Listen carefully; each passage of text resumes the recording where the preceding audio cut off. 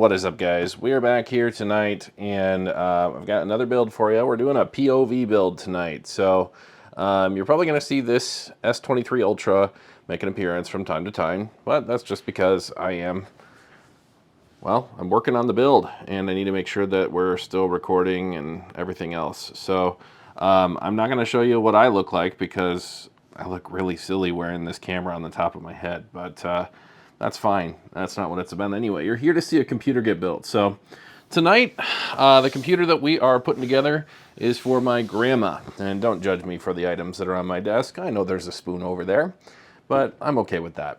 So anyway, we're building a computer for my grandma. My grandma needs something really, really basic.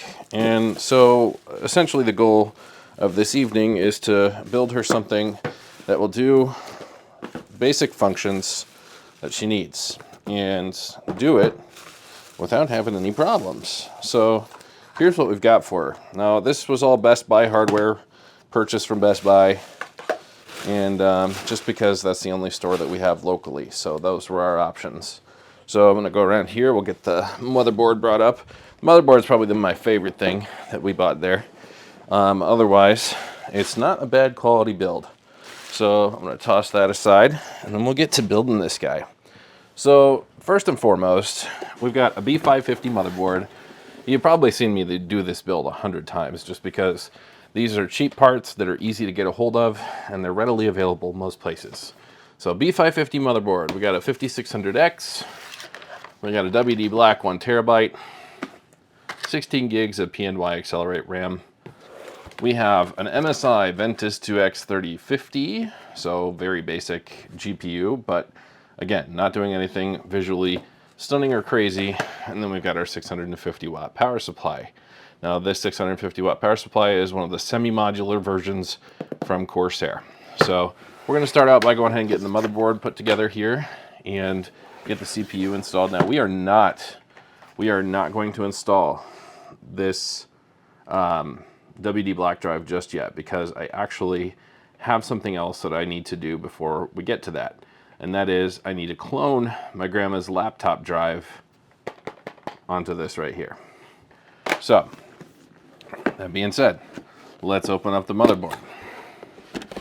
Now if it's going to be a lot of work, maybe I will install it beforehand, just because, you know, I don't need to be taking all these different parts off this motherboard just to get things, you know, working the way that they're supposed to. So it looks like we have a different warning label on this board than I've seen before. I've worked with this board at least 13, 14 times, maybe more, just because I work with a fair bit of other boards. Anyway, here we go. So pull the board out, leave it in its anti-static, well, not anti-static, but you know what I mean. Leave it in its packaging. Put that back down. We've got our screws. Now these are what's going to be important. These are our standoff screws for our SSD and the actual SSD screw itself. So yeah, I'll give you guys a little bit of background while I'm unwrapping things. Essentially what happened was my grandma bought a new laptop and just wasn't really pleased with all the offerings. So, you know, she was used to a certain laptop being a certain way, having a certain number of USB ports. That just wasn't even close to what this other one had that we bought her. So we bought her a Dell Inspiron 7630. That's not to say that the Inspiron 7630 was a bad choice per se, but it just wasn't for her. So anyway, let's go ahead and get this going here. And the reason that it wasn't for her was just because, like I said, USB ports weren't what she expected. It lacked some features. She wanted to use her own. She likes to fold the laptop back and use just the screen itself on the laptop and not really deal with the keyboard or the mouse aspect of it. So in doing what we're doing now, I actually said, hey, Grandma, you know, you don't really take that thing anywhere. It kind of sits in one spot in your house. What if we just got you a desktop instead? And then when we looked at the desktop offerings, they weren't a whole lot better than the laptop offerings because current desktop offerings from manufacturers like HP and Dell, they're just glorified laptops. I'm not even kidding. They're literally, they've got laptop parts in them. The boards are super tiny. There's no rhyme or reason to it, but they just, it's how they are. So this is going to be a really quick POV build, but it's a POV build nonetheless. Figured you guys would like it.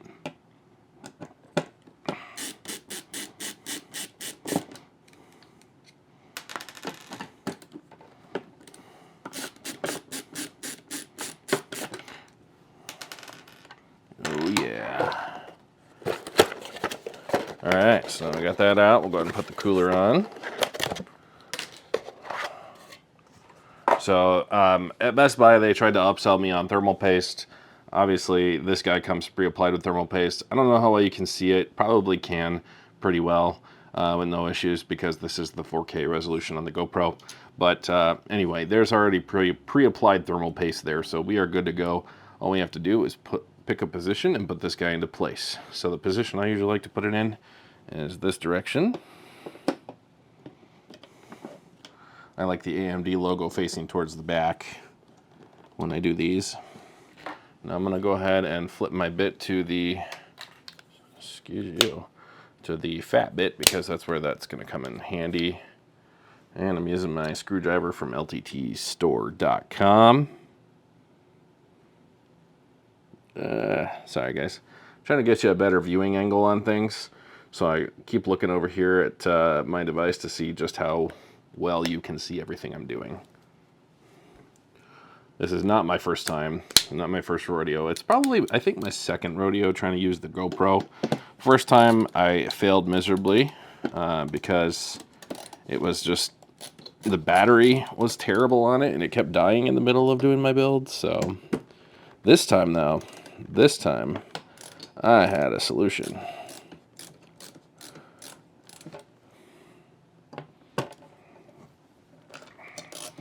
And you can kind of see I'm alternating which screws I screw in. And the reason I do this is because I want to be able to make sure that we have equal tension and that it actually grabs that back plate sufficiently before we just go gung-ho with all of them. So now that all of them have actually grabbed, I'm going to go ahead and just tighten them all to their tightest setting.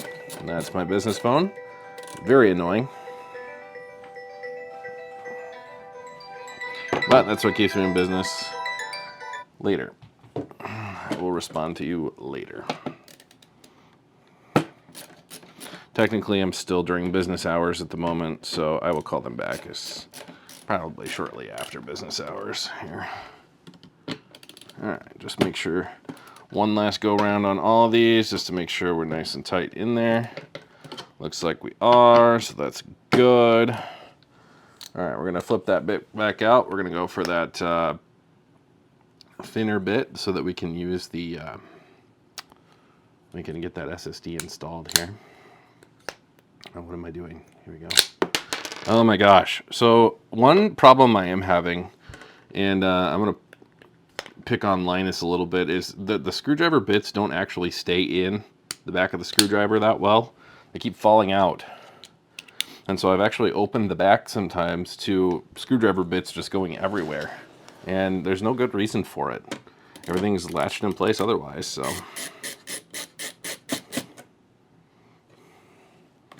Well, I guess I can take care of actually plugging this into the CPU fan header for my grandma. There we go. I never thought I'd see the day when I built my grandma a PC, but I like to route these in such a way that they're non-problematic. So tuck it under the screw here, and then bring it back around this back here. There we go, there we go.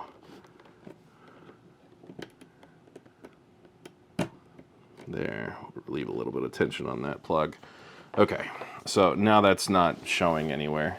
That's good stuff. And we'll go back to this SSD channel here. SSD screw there. So we're gonna pull this guy out. I'll go ahead and cut open the SSD here.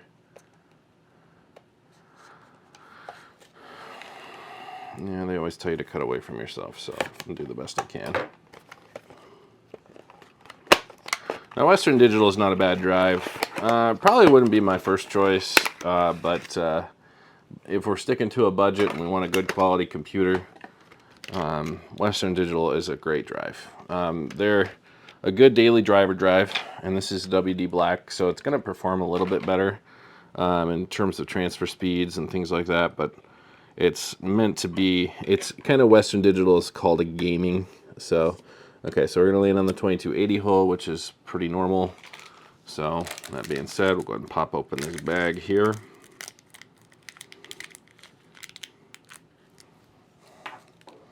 Dump the screws.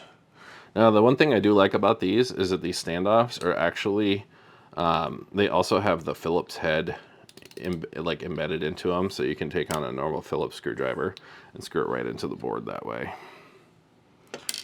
And I guess it's not magnetized because my LTT screwdriver definitely is magnetized. No question about that. This thing is what I rely on to pick up most of the things that I need to that should be magnetized or that are metal, little pieces and parts and things. All right, perfect. So that's in there. So we'll take one of our screws for the SSD. We'll pop it right onto here.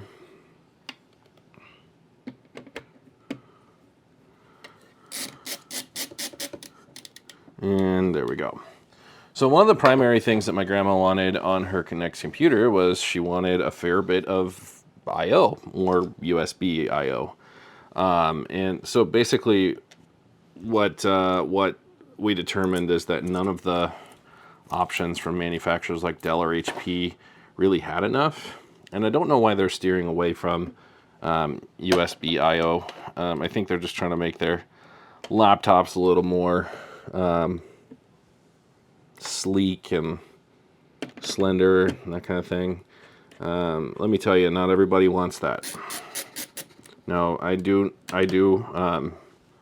know that the older generation tends to appreciate more of the I/O because they can plug more devices in, but that's one thing that's changed about computers that I don't think a lot of people are really into. So that's why a desktop was a solid solution for us, just because of that. So I do not like that they put a sticky on there. That's actually really annoying. I don't know if I care enough to really dig into it, but anyway, let's see if we can get this RAM out of here. Is there a good way to do it, or is it a blister pack? Because it kind of looks like a blister pack. Not that blister packs are impossible. They're just not my favorite. There we go. My knife is a little dull. There we go. I guess if I tried harder, maybe it would have come apart. So I did go about doing that the hard way. And toss that over there. We'll deal with all the garbage later. And, I mean, I'll deal with all the garbage later. I usually don't film my pickup process. And I probably won't.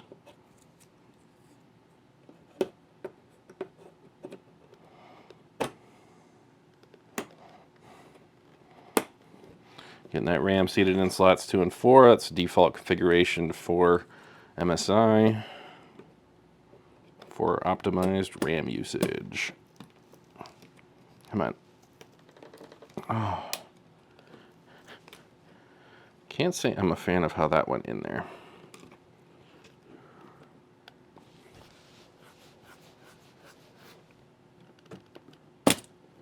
Let me go ahead and pull that, and I'm going to try reseating one more time. Bottom. Top. There we go. That's better. That gives me the feel goods. Okay. So the motherboard is officially prepped and ready to roll. So we've got the SSD installed, the cooler, and the RAM is all ready to roll. So it really is that easy. So I'll go ahead and put the parts back in the box here for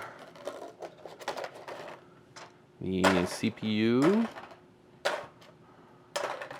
This is garbage. That's garbage. This is all garbage. Okay. I'm gonna put the WD Black manual in there for some reason.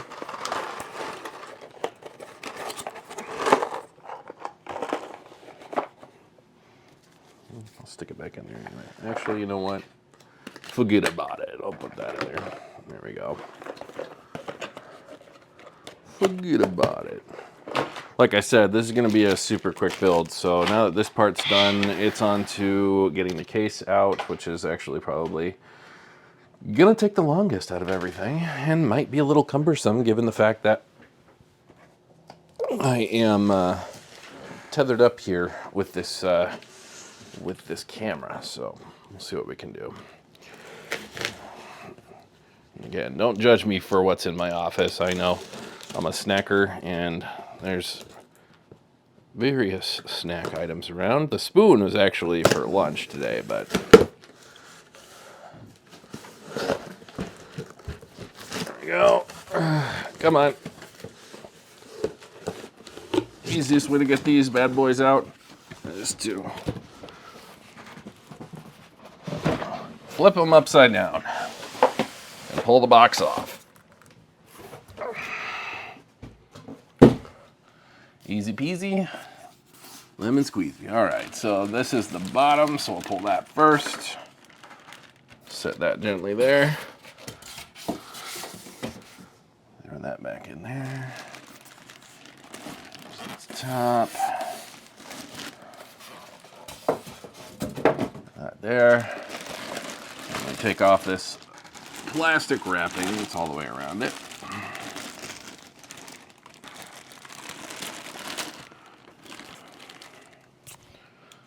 User manual for the case if you ever think you need a case manual. So for the case, we just went with a Corsair 4000D airflow because it's a pretty standard case and it was at Best Buy. So it gave us what we needed, and you're gonna see my reflection. I'm not gonna allow it for long. So I'll take that glass panel off and ruin that for you. Sorry. Can't let it stand. All right. So the first thing that we always do in a case is we take both the panels off, because inside the case here, in the back side, is where they store the screws for the motherboard to screw into the case.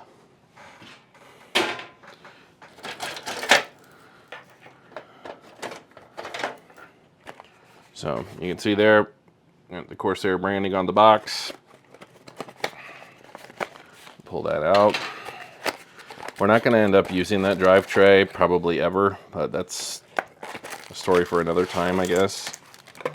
Because we're going solid state storage, so we don't really need a 3.5 inch drive bay.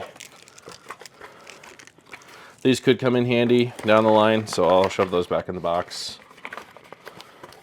And we have some zip strips we'll probably make use of as well.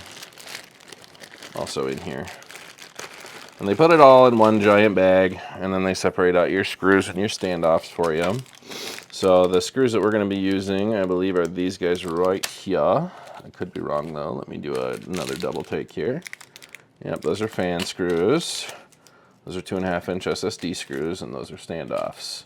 And these are extra thumb screws in case you lose yours. So anyway, we'll go ahead and tuck this. This is for the front I/O. We'll tuck it back into that drive bay for the time being. We may end up taking out this drive tray altogether to make room for other things, such as the power supply. Since our power supply is not a fully modular version, we may want that extra space in there. So, all right, next thing we're gonna do, we're gonna go ahead and lay this down. And I'm gonna stand up, and this is what I love about the POV view, is everywhere I go, you go with me. So we just basically take this, this is the motherboard that we just put together and picking it up by the cooler. Might seem a little weird, a little funky, but that's okay. And you guys still are a little high on my viewing angle here. There we go. So we're gonna take this motherboard, and Corsair usually has everything stubbed out to ATX already with their standoffs, so we don't have an issue there. But we also already have a I/O cover on this guy, so we don't even have to worry about that. Normally, for the cheaper motherboards, you'd have to throw an I/O cover in there beforehand. This, it just sits right in place so beautifully. And we'll go ahead and take this screw tip out, or this bit out. Excuse me. Oh, come on. I also would just really, really, really love it if LTT would make a hard case screwdriver, or a hard screwdriver case for this, so I can store all my bits in there and then pack them up and keep them safe when I'm not using them.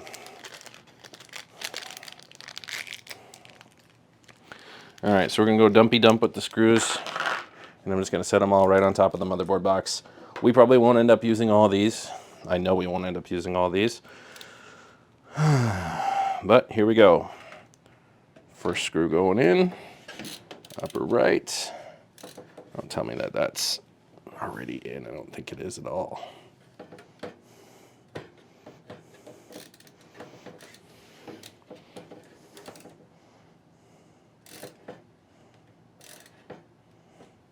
Go.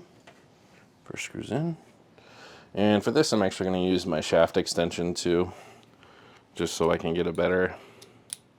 I'm a tall guy, so it gives me a little bit more room to work with without my whole arm being inside the case.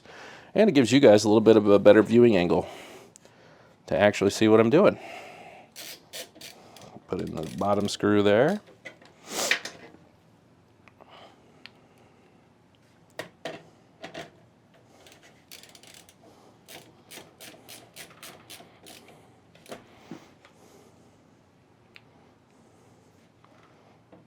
Should be about 9 of these altogether for an ATX board. Smaller the board you get, obviously the less screws you have to put in. And there won't exactly be 9 because Corsair does put a little, they have like a little thing that holds the board in place in their cases, in case you're a weirdo and you're installing your board while your case is standing up. All right, we got to get these top screws in. You know, one that goes down in here. This is the primary reason I ever put the shaft extender on, is just because I can't ever see down in there. And then also when you go to screw in your GPU, you kind of have to have something that's a little longer, and without the shaft extender on there to screw in your GPU, sometimes this handle on this screwdriver can actually interfere with it. So if you're going to be building PCs, I'd recommend this screwdriver though, because I do love it. And just the wonderful ease of use.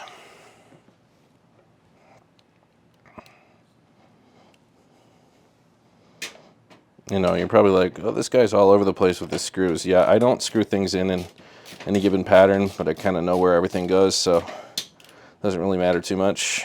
Okay, so we got 1, 2, 3, 4, 5, 6, 7, 8, 9. So we're good on the screws. We've got all of them in there. So our board is now secure, so we can stand our case up. And then we're moving on to the next part, which is the power supply installation. So, like I said, this is going to be a fast moving build.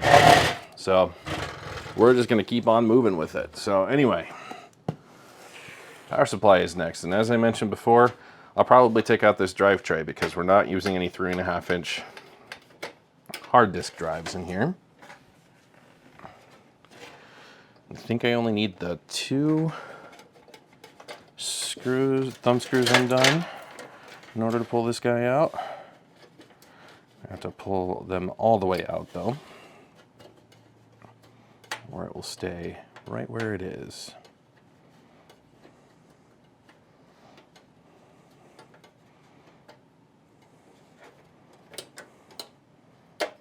Okay, and now Corsair might have gone and done something silly, which it seems like they probably did on their drive tray. Maybe not. There might be a screw on the underside I have to undo as well to pull the drive tray out. It's not terribly uncommon to see that. So if there is one, don't be worried.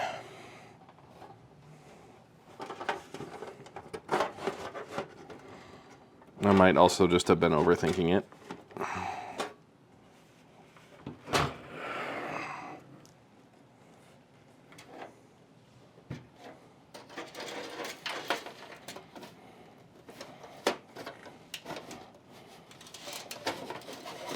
Go, we'll pull it out sideways.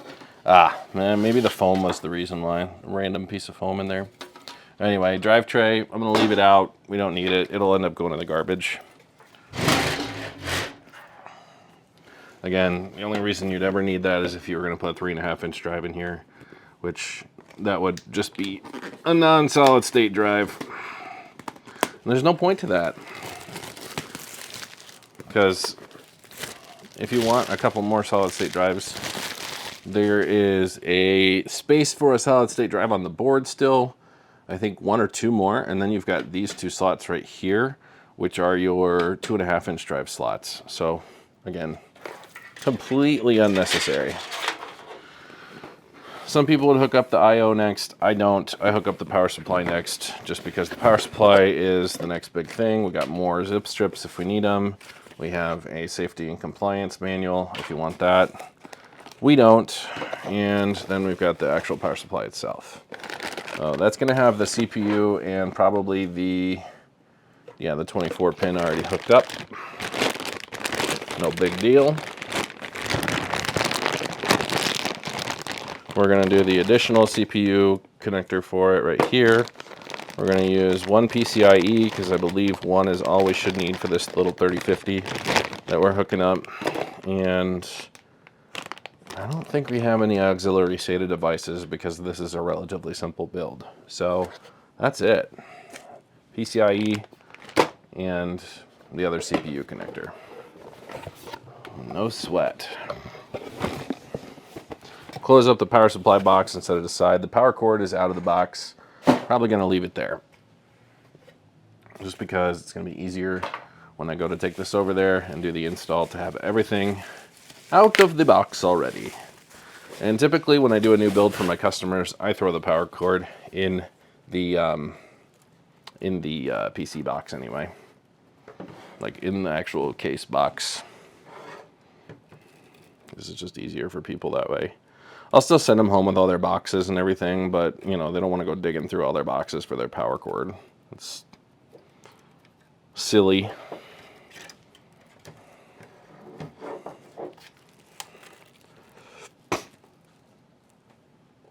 So my grandma is a habitual email checker, and so that's something that she enjoys doing. She forwards on emails for dances. She watches some YouTube videos. She prints off documents, things like that.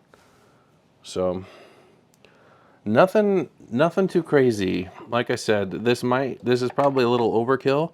We probably could have done something with integrated graphics, but honestly, with this graphics card and the CPU that we have, it's kind of perfect budget-wise. Just going Intel and getting those integrated graphics, it makes it more expensive. I know there's a 5600G, but then you sacrifice some of the processing power. And my other goal on this is to make sure that she doesn't have to worry about her processing power for forever.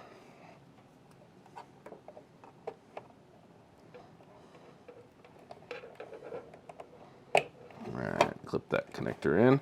So what I just hooked up there, PCIe and the other CPU connector. So now what I'm going to do is go ahead and slide this into place. So I always do fan side down just so it draws in some nice cool air from the underside. And then we slide that power supply in, put it in place. And because it's a Corsair case and a Corsair power supply, everything lines up beautifully and perfectly. It should for every power supply you put in any case, but you know, that's not always the case. But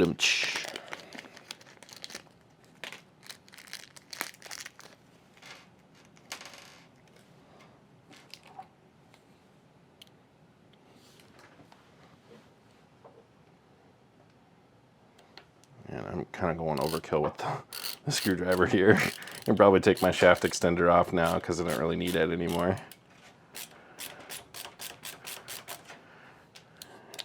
do just that. That's kind of obnoxious when I just need to use my screwdriver normally. Okay. And also the reason that we went with a 650 watt power supply is this computer is not going to be drawing a lot of power because the programs that it's using, it's going to be primarily consuming memory and storage space. So I'm not super duper uber worried about it.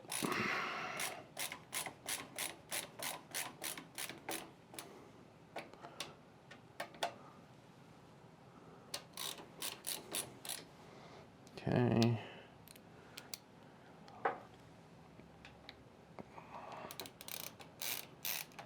Come in.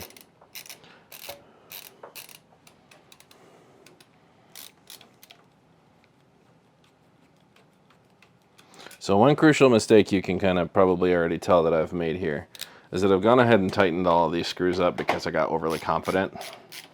You got to leave stuff a little bit loose because the way that things line up is never 100% perfect if you try to tighten it into place right out of the gate. And that's also my advice to you when you install your CPU cooler, because you know, if you have one screw that's just a little too tight, it can mess up the whole freaking thing.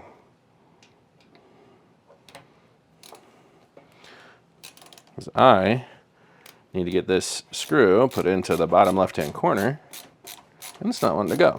There we go. So now that that's tightened in all the way, everything else can be tightened up the rest of the way since they're already basically pre-threaded. The kind of annoying thing about working on computers sometimes is you have to pre-thread everything that you do.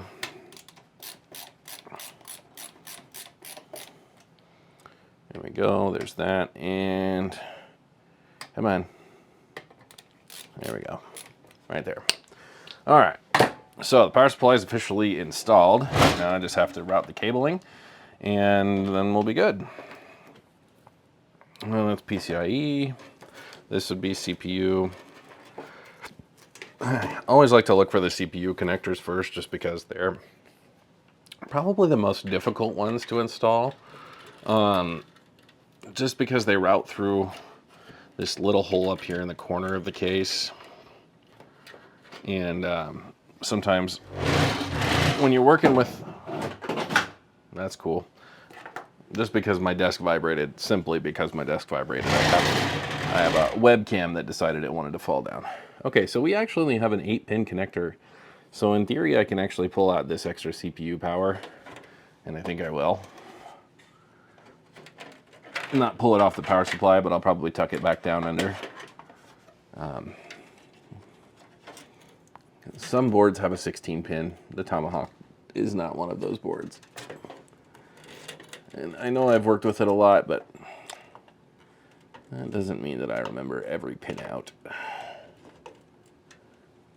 Okay. There we go. So CPU power is hooked up. Now these are just case fans here. So what I'm going to do eventually is route them down behind and then route this one up and through here. So basically what that'll do is it'll draw the cold air in through the front and expel it out the back. And we've got a dust filter on the front here too. That helps just keep things clean and protected. So anyway, that's the CPU power. Let's go ahead and do the actual 24-pin connector here.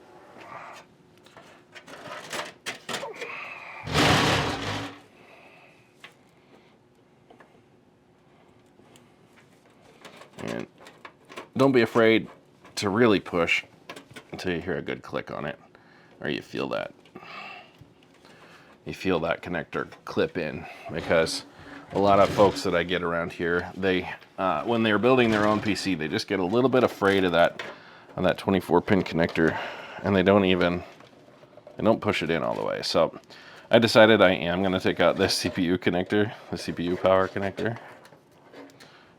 And I think what I was about to take out was the PCIe. So good thing I did not do that. But CPU power is right here, and unnecessary. Okay. I'm just trying to keep it as simple as possible, as few cables as I can, and make sure that everybody's happy with the end result here.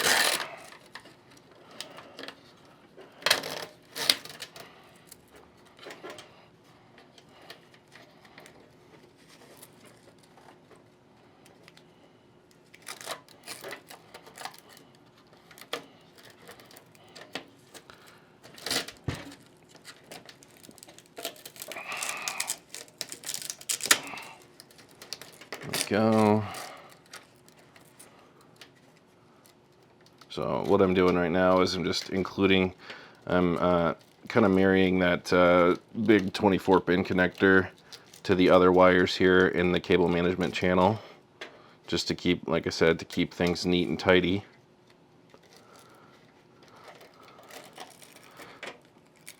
Because nobody wants a computer where the back panel doesn't close or anything like that. That's no fun for anyone. Okay, so now we've got the USB-C for the front, which this case does support. So you're gonna see some cables get routed through here. No big deal. Just a matter of bopping them through. There's still too much cable there.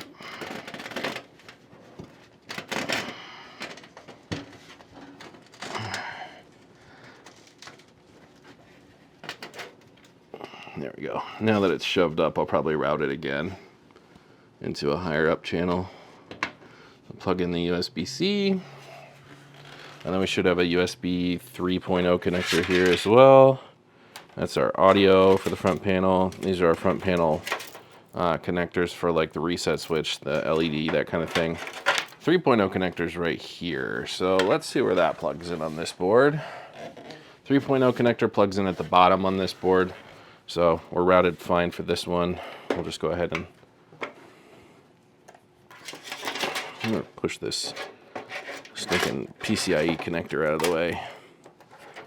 It's like the last thing we ever need, and it always, always, always is in the way. On any build I have, the PCIe connector's like, I want to be a part of it. We're not there yet, but not there. Eventually. All right, so USB 3.0.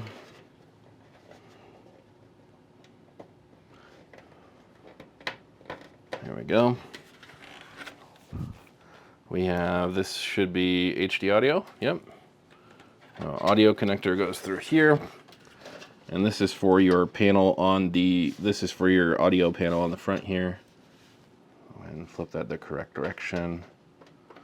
Basically, if you ever wonder which direction your cables should go, and you don't have to look super closely, just make sure that the writing is face up towards the top of the case. Okay, so I think that's pretty much it. We've got our front panel connectors left to connect up, and then we've got our PCIe connectors after that. So I thought for sure maybe we'd have a smaller USB connection, but we'll just leave that for the accessories. All right, guys, so front panel connectors, again, I'm pretty well versed in this. I've done this a lot. So what you're gonna see here is the only two that I end up looking for specifically are the power LEDs, the plus and the minus, because the switch is a piece of cake, the power switch, and for the reset switch is too. We won't have to worry about those today. We're gonna probably just be doing the hard drive lights. I guess there is a reset switch on this guy. There is no hard drive light though, because this is just power LED plus and minus. No big deal.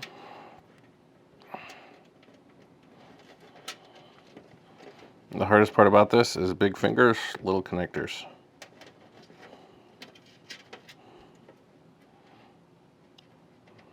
And to be honest with you, it'd almost be easier if it was a solder type job. You know, solder the points onto the board before you even plug it in.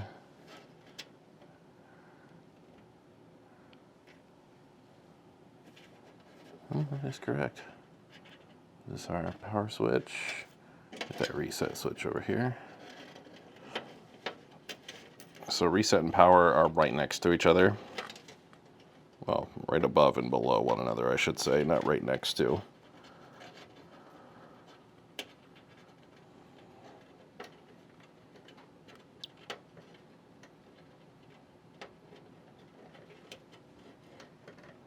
Man, chunky fingers, get in there. Here we go. Okay, so all of our front panel connectors are hooked up now.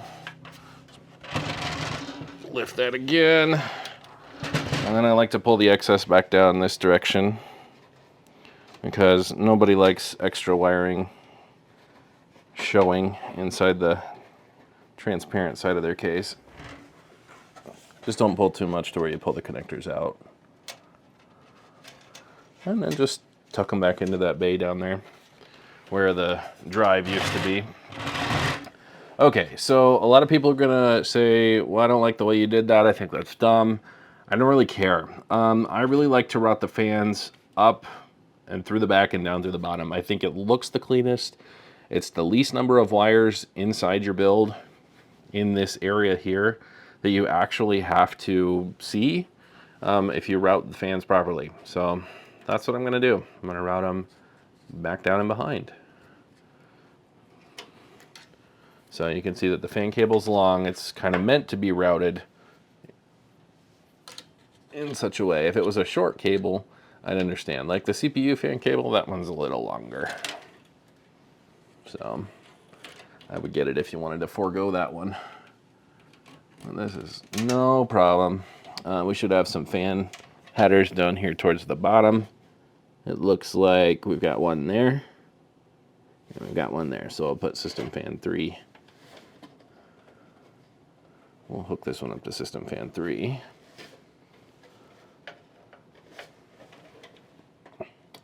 Like so. And then we'll take this guy. Now, I don't really like the way he's routed, but I'm going to probably put him up on the system fan 1 header, which is up here. There we go.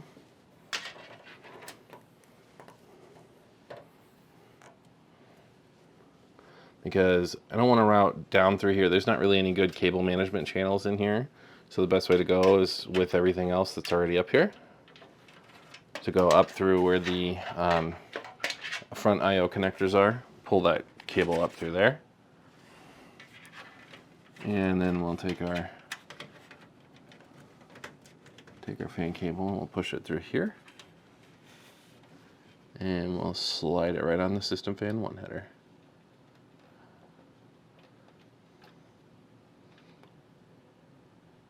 Eventually. So you guys might be able to see this a little better because cameras are a little more forgiving than the human eye, but there's some shadows being thrown here. And so it's a little tough for me to look in here and actually see where things are supposed to go because it's all black. So, but that's the point. It's a relatively simple build. So, all right. So last but not least, 3050. If a 3090 was this big, I'd have some concern because 3050s and 3090s have never been that big. Anyway, this is the graphics card that we chose. Again, like I said, everything really basic on this build because it's not meant to be a super ultra powerful build. It's just meant to be a good solid working computer that lasts for a good long time. Performs basic tasks and does things extremely well. Well, you guys are you're gonna love this. So one of the things that my grandma used to love about her old laptop was that it was a touchscreen. You'll never guess what I found for her for this build because she wants a touchscreen. I found a touchscreen monitor over at Target. So we ordered that because, and it's not a dinky one either, it's a 27-inch touchscreen monitor. So good size. Okay, so we've got HDMI DisplayPort and a DVI. Okay, I guess, whatever. DVI is fine. I'm gonna take the HDMI plug that's on the back of this and pull it out. And then I'm actually gonna stick it in the HDMI port on the board. Because that tells people, don't plug your HDMI cord into this. Only plug it into the graphics card. I'm gonna do the same thing with the DisplayPort cable. Even though the new monitor doesn't have a DisplayPort on it, I think it's just HDMI, I'm still going to do it. And the reason I do that is just a lot of people, they just get really confused. So better to take away that confusion than to allow it to happen. I've had people get home and turn on their computers and they're like, it doesn't work, it doesn't work. And I'm like, that's because you don't have it plugged into the correct port. And then you try to explain the horizontal versus the vertical ports, and and you start to really understand that people don't know the differences between horizontal and vertical. So just take away the option by plugging the hole. All right, so this is a 2-slotter, and you just basically take your graphics card and you push it into the hole, wait for the click. There it is. Got that beautiful click at the end. Take our screwdriver that's trying to pick up twist ties.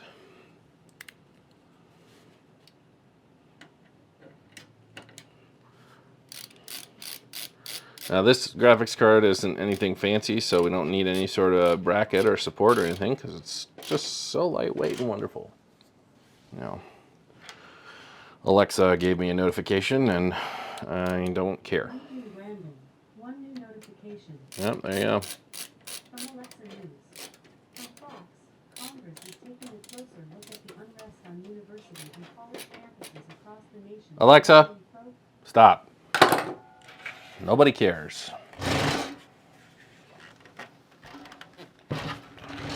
All right, so we shoved that PCIe connector back in there pretty good. So basically at this point, what I'm gonna do, because we only need this portion of it, I think it's just the 8-pin connector. Oh, we don't even need 8 pins, it's just a 6-pin connector. Okay. Well, I'm gonna take this and I'm gonna fold it down. Emergency vehicle. And we're gonna put a zip strip around it. As close to this end as we can. Just to keep the clean look going.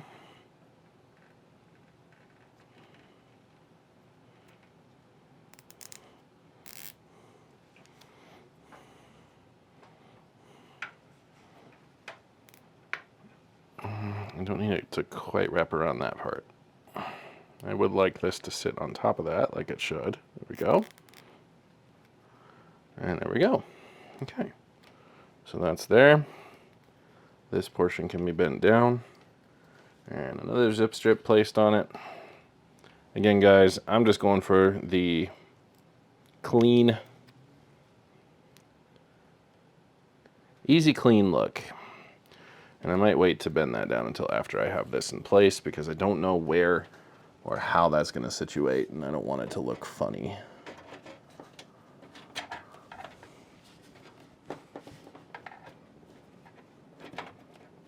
Come on.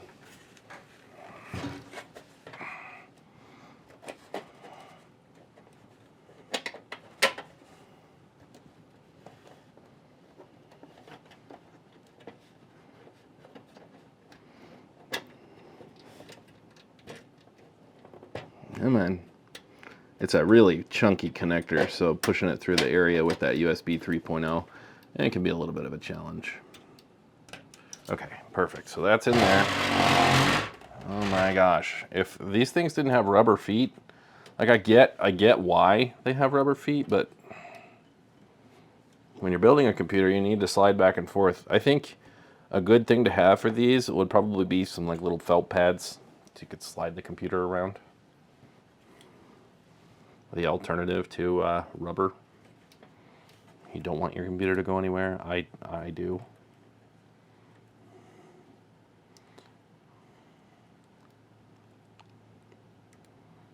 Okay.